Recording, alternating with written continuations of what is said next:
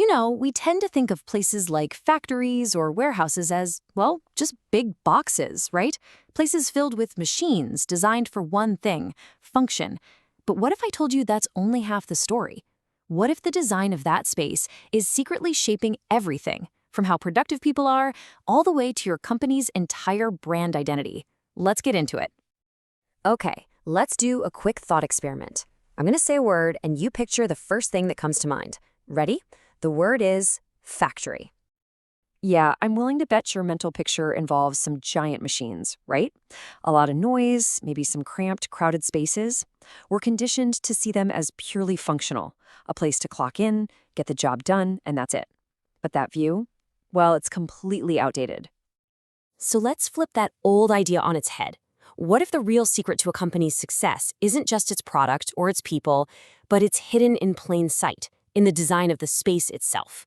How it looks, how it feels, even how it sounds. What if that's one of the most powerful and most overlooked drivers of success? And listen, this isn't just about making things look pretty. We're not talking about interior design in the traditional sense. This is about the science of space. We're uncovering the hidden and very real link between our environment and our minds. It actually has a name, believe it or not. It's called the psychology of industrial spaces. And it's exactly what it sounds like. It's the study of the psychological and behavioral impact that a physical place, a factory, a warehouse, has on the people working inside it. It's about how this space itself can change how we feel, how we act, and how well we perform. And this whole field really boils down to a few key environmental factors. We're talking about stuff like lighting, colors, the layout of the space, noise levels, even the quality of the air you're breathing.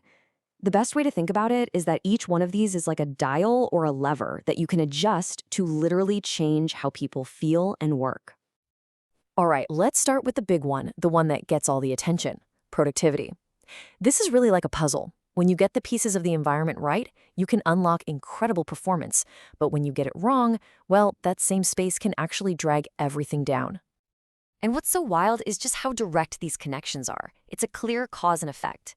On the one hand, you've got your enhancers, things that boost productivity. So think natural lighting making people more alert, more accurate, or a smart layout that just makes moving around easier and saves time.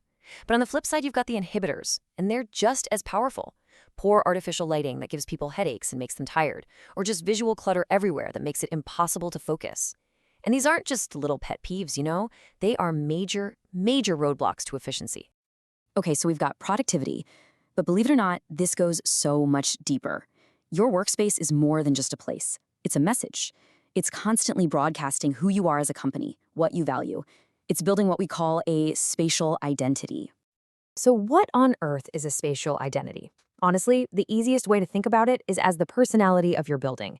It's the vibe, the character that a physical space gives off.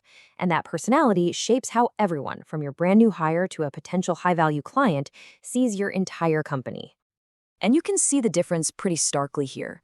A positive identity, created with things like your brand colors, maybe some green spaces, even walls that tell the story of your innovations, that sends a clear message. We care, we're innovative, and that makes employees proud. But a negative identity? Think dark, disorganized, just bleak.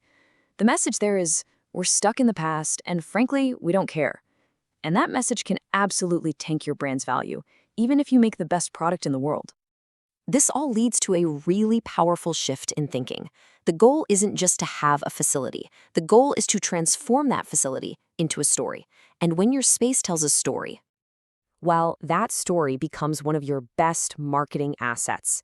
This is where we get into the space that literally sells. It's about turning your physical location into a powerful, persuasive marketing tool that most companies completely ignore. So check out how this works. It's like a positive chain reaction. Step 1, you create a thoughtfully designed space, and it stops being just a workplace and becomes an inspiring destination. Step 2, that cool destination starts attracting top-tier clients, the ones who really care about things like supply chain conditions and how people are treated.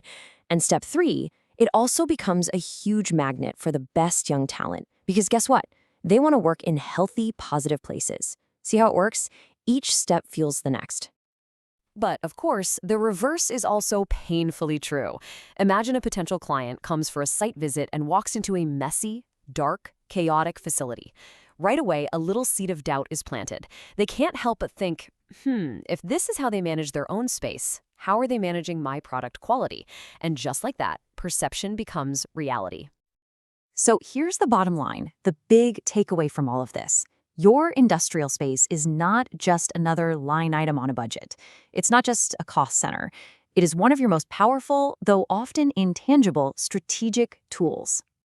It really comes down to this idea. You're not just building spaces. When you do this right, you're building achievements.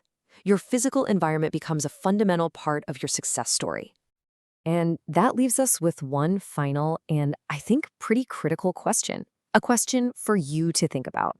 Is your workspace an asset or is it a liability?